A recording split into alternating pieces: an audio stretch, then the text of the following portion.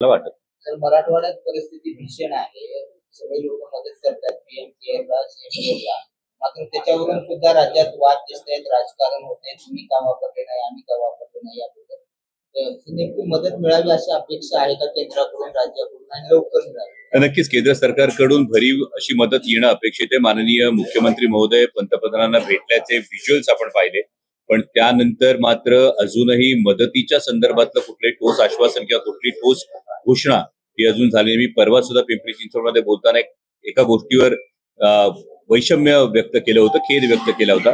ते म्हणजे माननीय मुख्यमंत्री महोदयांच्या निवासस्थानाच्या बेडरूमसाठी आणि बेड मॅट्रेस आणि सोफा सेटसाठी जर 20,50,000 रुपयाचा तरतूद होते, त्यांच्या किचन शेडसाठी जर 19.5 लाख रुपयांची तरतूद होते, तर मग सर्वसामान्य शेतकऱ्यांची पहिली मदत जाहीर झाली ती अवघी 3,500 रुपयाची आहे. ज्यांचं शेत वाहून गेले, पिकं वाहून गेली, गुरढोरं वाहून गेली.